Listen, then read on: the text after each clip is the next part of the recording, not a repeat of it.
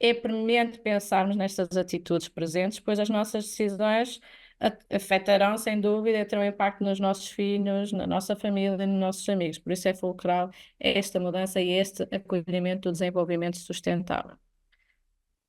Como nós sabemos, não é? O aumento populacional, o superconsumo, o desperdício, o aumento dos resíduos, o aumento das emissões de gás de efeito de estufa leva-nos a cada vez mais a sermos bombardeados diariamente com estas notícias, estes problemas ambientais, sociais e económicos. Eu tenho aqui alguns excertos de algumas notícias.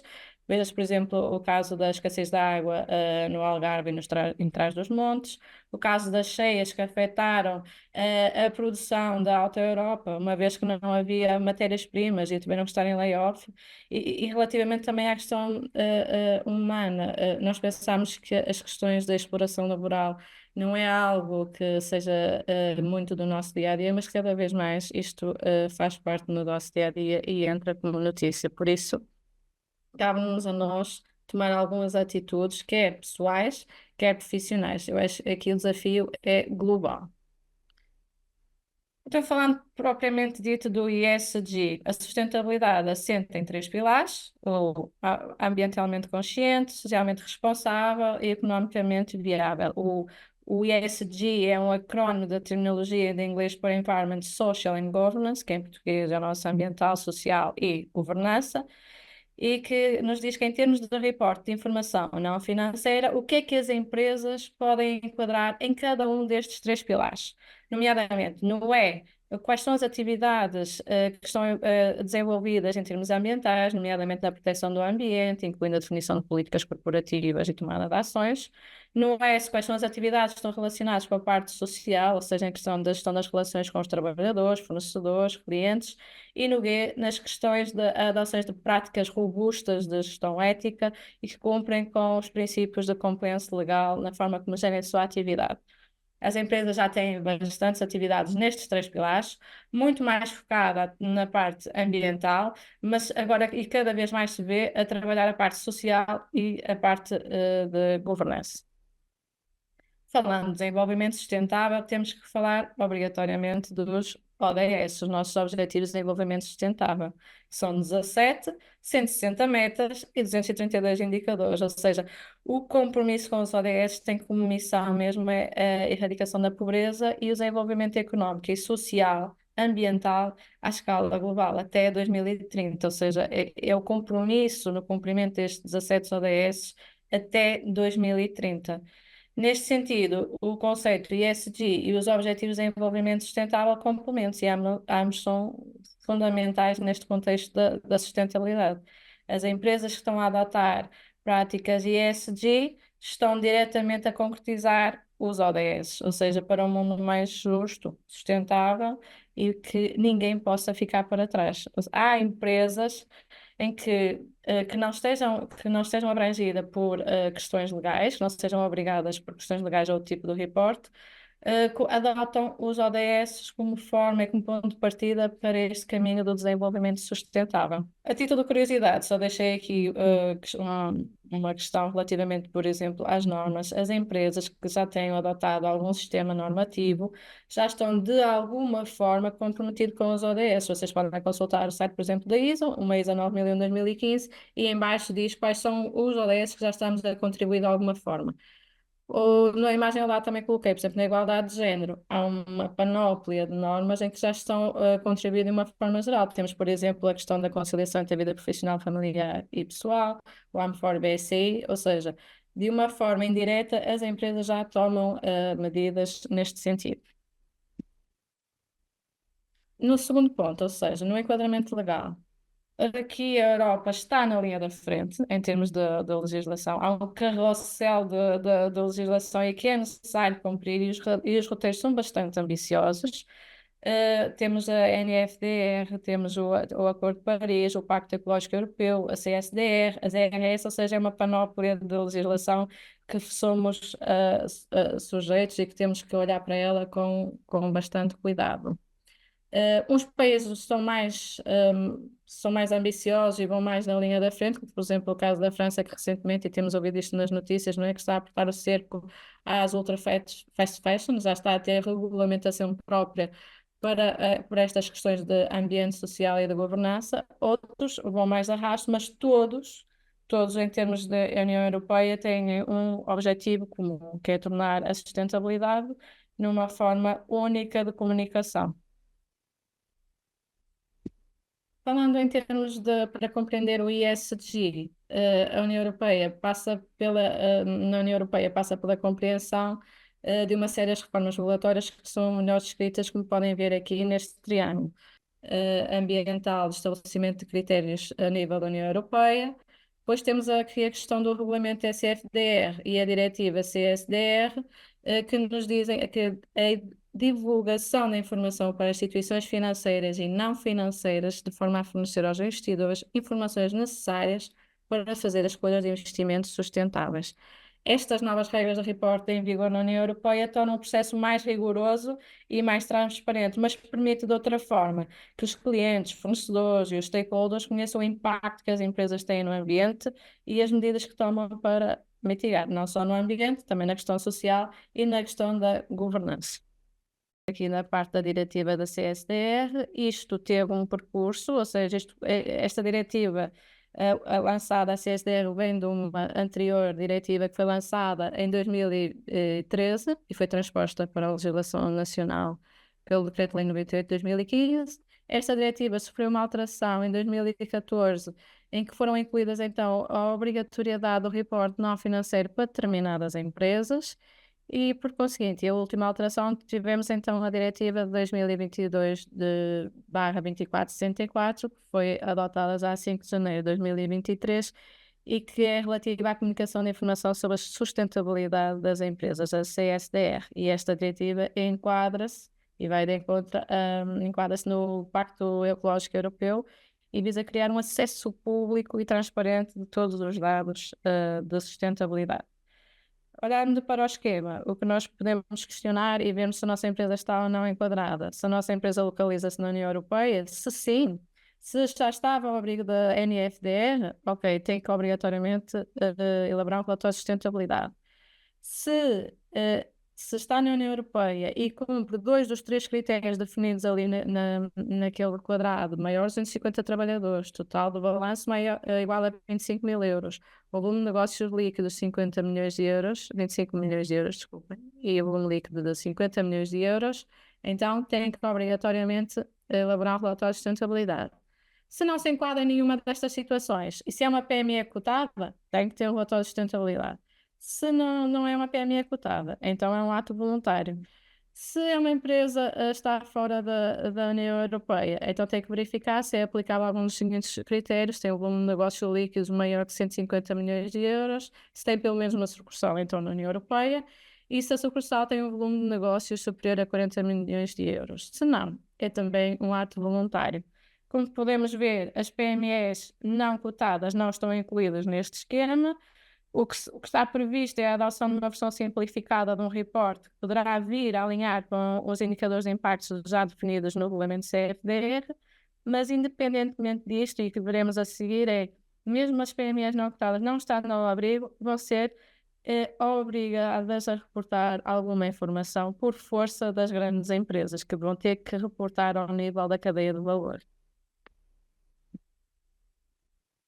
A diretiva ainda não foi transposta para a legislação nacional e espera-se, está definido no artigo 5, que esta transposição seja feita até 6 de julho de 2024, ou seja, está para breve.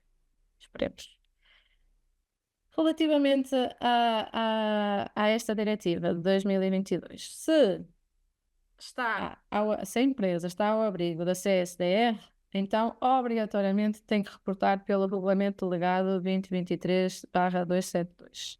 Se não está ao abrigo da CSDR, então é um ato voluntário. Pode ser pela GRI, pode ser pela EFRAG, pela ISBB. O que nós aconselhamos é que, uma vez que as empresas já têm que reportar pelo Regulamento Delegado, então as empresas que façam isto de uma forma voluntária, façam também de acordo com o regulamento. Porque este ato voluntário vai acontecer ou por imposição de uma aquisição de serviço, porque como tinha dito, né, as empresas vão ter que reportar de acordo com algumas informações da sua cadeia de valor. Nós temos já empresas, não é, que já estão, ainda não estavam preparadas e já estão a receber plataformas de clientes onde têm que meter os dados por produção, do consumo de energia, qual foi o consumo de água, quais foram os produtos químicos utilizados, ou seja, isto está a ser uma avalanche para as organizações e as empresas estão-se a sentir um bocado perdidos. O que interessa é orientar o foco e perceber que, mesmo sendo voluntário, é melhor estruturar e preparar a empresa para este tipo de respostas. Outras considerações em termos da CSDR, o que é que veio alterar relativamente à NFDR? É que o relatório de sustentabilidade tem que respeitar as normas europeias, as ARSS, e devem ser elaborados em formato eletrónico. É obrigatória a integração do reporte sobre sustentabilidade corporativa no único relatório anual de gestão. A CSDR obriga que os relatórios sejam alvo de auditorias e certificações independentes que garantam a fiabilidade das informações. No entanto, ainda não sabemos, ainda não foi transposta para a legislação nacional, ainda não conseguimos saber quem será as entidades que se farão esta verificação. À partida poderá ser o Revisor Oficial de Contas, a Sociedade de Revisores Oficiais, mas ainda está tudo em aberto. Traz também considerações relativamente à isenção para as empresas filiais de obrigações de reporte quando constam do relatório de gestão consolidada da empresa-mãe. Fala também da avaliação da dupla materialidade e voltar aqui a falar mais uma vez do reporte de informações sobre a cadeia de valor. Relativamente aqui ao reporte de informação sobre a cadeia de valor, as grandes empresas têm uma tolerância até 3 anos desde o primeiro reporte, de acordo com o que diz uma norma da RS1, fala acerca desta tolerância, terá que ser justificada, mas terá esta margem para poder reportar. De qualquer forma, as empresas já estão a solicitar estes dados. Quando é que será feito este reporte? Ou seja, em 2025, sobre o ano 2024, são as empresas já abrangidas pela NFDR. Em 2026, sobre o ano 2025, as empresas que cumpram pelo menos dos 2 critérios já falados, ou seja, maior de 250 trabalhadores, o volume de balanço e o volume de negócio líquido maior de 50 milhões de euros. Em 2027, será o ano de reporte das PMEs cotadas em mercados regulamentados da União Europeia sobre o ano 2026 e em 2029 serão as empresas dos países terceiros. Relativamente à PME, ainda não cotadas, ainda não há qualquer definição sobre a obrigatoriedade de reporte. Relativamente ao reporte ESG, ou seja, falando concretamente, já fizemos aqui um enquadramento legal, ou seja, veja o que é que, como, quando, quem. Agora, concretamente, o reporte, ou seja, concretamente o relatório de sustentabilidade. Os relatórios de sustentabilidade são a principal forma de comunicação pública das empresas sobre os seus principais impactos e oportunidades de ESG, e para compreender como é que estas normas e estes regulamentos estão ligados, podemos analisar esta pirâmide, em que a base são os objetivos globais, seguidos dos frameworks e as regulamentações. Aqui nesta pirâmide não estão identificadas todas as normas possíveis de reporting e frameworks. Existe ainda bastantes. Por isso, também uma nota que, quando isto for um ato voluntário, o report devem indicar sobre que norma é que estão a reportar-se, sobre a GRIS, sobre a SRS, para as pessoas que estão a ler perceber quais são os critérios que foram tidos em consideração. Concretamente, relativamente às normas de relatos da SRS, estas são normas então obrigatórias para todas as empresas ao abrigo da CSDR. E o que foi certo é que, quando se desenvolveram estas normas, foram tidas em considerações as normas da ISBB e a GRI, garantindo assim um nível de interoperabilidade, evitando o double reporting. E em novembro de 2023, a EFRAG lançou um draft que interliga a GRI com a SRS, ou seja, para quem já reportava pela GRI, de que forma é que pode adotar o seu report para, de acordo com as normas SRS. Aqui, a questão da SRS foi lançada em dezembro, no final mesmo de 2023, foi assim o presente de Natal, e que tem uma série de normas. É um documento pesado, este regulamento, Mas o que é importante é que, o que a Fraga quis com isto? Era que haja uma uniformização da forma de conteúdo do relatório de sustentabilidade ao abrigo da CSDR, assim, é uma forma clara de toda a gente comunicar em toda a União Europeia. Relativamente aqui as normas, nós temos as normas transversais, as temáticas, e ali no canto dizemos as normas setoriais específicas. Estas normas setoriais específicas ainda estão em construção e só estão apontadas para sair para 2026. Há pouco tempo a União Europeia veio reforçar isto e sobre estas datas. Em termos de regulamento, o regulamento então está dividido em 12 normas. Estas 12 normas em duas categorias, as normas transversais e as normas temáticas, que são estruturadas estas temáticas nos três pilares ESG, ambiente, social e de governança. As normas transversais são obrigatórias para todas as empresas ao abrigo da CSDR e contém alguns princípios básicos para determinar o que é que deve ser relatado em termos de estratégias. Por exemplo, SRS1 estabelece relativamente aos requisitos gerais para a preparação e apresentação do relatório. No caso da ESR2, e são muitos S, relativos aos requisitos de divulgação sobre as informações que a empresa deve fornecer ao nível geral de todas as questões materiais de sustentabilidade, quer ao nível da governação, de estratégia, impacto, gestão de riscos e oportunidades, métricas e objetivos. Já as ERS temáticas abrangem o tema de sustentabilidade e são estruturadas entre temas e subtemas. E quando é necessário, ainda temos os subtemas. E aqui é uma panóplia de informação que se deve ter em consideração. Ou seja, nos relatórios de sustentabilidade, a organização é analisada como um todo através dos requisitos de divulgação do GOV mais o SBM, onde está definida a estratégia, o modelo de negócio, os impactos, riscos e oportunidades de sustentabilidade, e é aqui que entra a avaliação da dupla materialidade. E depois da avaliação da dupla materialidade, depois definidos os temas materiais, então estes temas materiais são analisados de acordo com a gestão de impactos e riscos, neste caso da IRO, onde estão definidas as políticas, os planos de ações, os recursos e de acordo com as métricas e as metas, quer do estado do passado, presente e futuro.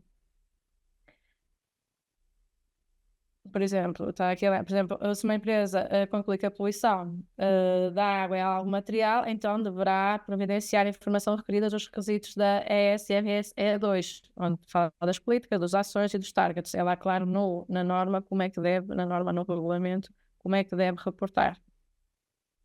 E nós falamos aqui muitas vezes da avaliação da dupla materialidade, que é algo novo, que é algo que tem que se ter em consideração, porque é a partir da avaliação da dupla materialidade, ou é a partir da avaliação da materialidade que se vai elaborar o relatório de sustentabilidade. Este é o ponto de partida, pois é uma tarefa um bocado complexa, mas é a partir daqui que as empresas vão identificar quais são os temas materiais que vão reportar, porque as empresas não são obrigadas a reportar todos os tipos dos temas materiais.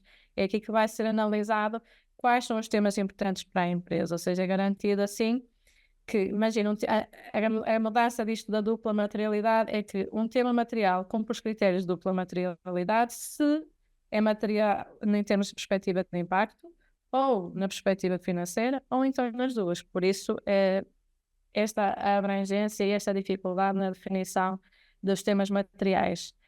Mas há uma lista disponível também na RS1, no ponto AR16, que tem lá uma lista de questões de sustentabilidade a incluir na avaliação da sustentabilidade para ajudar as empresas a perceber o que é isto dos temas materiais e que temas é que devo incluir ou não.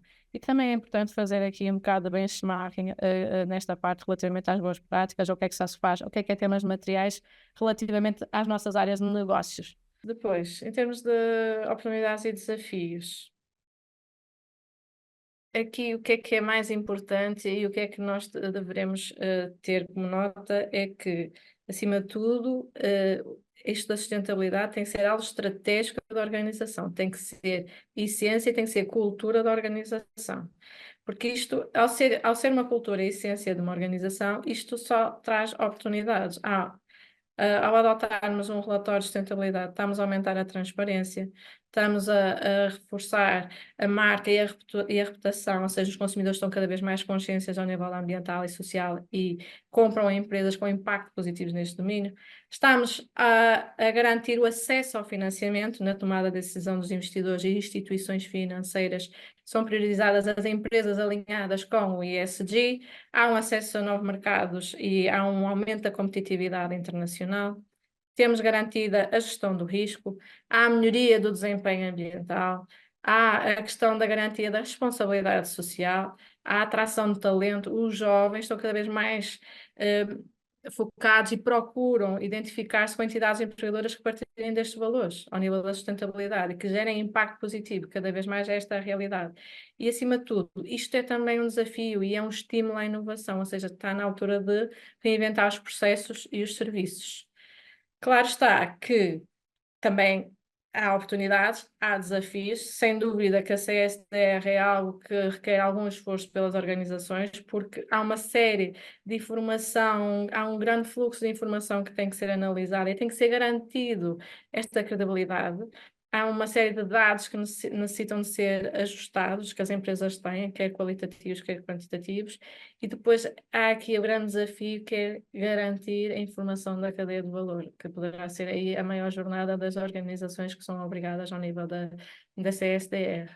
É importante também reforçar que a sustentabilidade deve ser tratada num comitê, num conjunto de pessoas de diversas áreas dentro da própria empresa. Não pode, tem que ser algo estratégico e que seja comum ou que seja incluídas várias pessoas de várias áreas. Não há um especialista em sustentabilidade, não há só uma pessoa num departamento a tratar da sustentabilidade. A sustentabilidade é um todo. E aqui, sim, mesmo já a terminar, porque é que as PMEs não cotadas vão adotar as práticas do Report ESG? Porque é que eu falo aqui das PMEs não cotadas? Porque é a grande força no nosso país e que não estão contempladas na CSDR. O que nós devemos perceber é que, como falámos até agora, uma vez que as normas, as SRS, introduzem requisitos relacionados com a cadeia de valor, é permanente então que as organizações façam este avanço. O acesso ao financiamento bancário cada vez mais é suportado nestes critérios ESG. Acima de tudo, temos que olhar pela parte positiva, vamos ser pioneiros no mercado, vamos aproveitar e sermos por antecipação, sermos os primeiros no mercado a relatar sobre a sua sustentabilidade, mesmo não estando obrigados.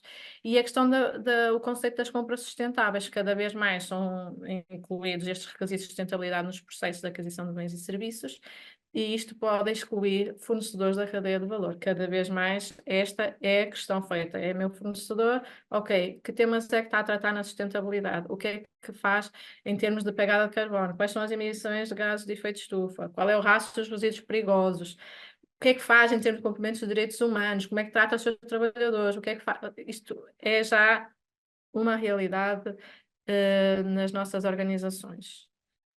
Em resumo, e eu estou aqui a falar muito rápido, é premente que as empresas sustentem o modelo de negócio e a estratégia nos critérios de sustentabilidade e acelerem o processo de relato, pois será um critério diferenciador e capaz de aumentar os níveis de confiança e competitividade e reconhecimento das empresas.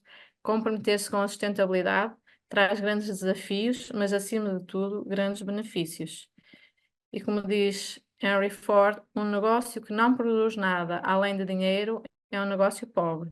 Ou então, a maior ameaça ao nosso planeta é a crença de que outra pessoa irá salvá-lo, de Robert Swan. E acabei aqui a minha maratona da sustentabilidade. Muito obrigada pela vossa atenção e dou por finalizada a apresentação.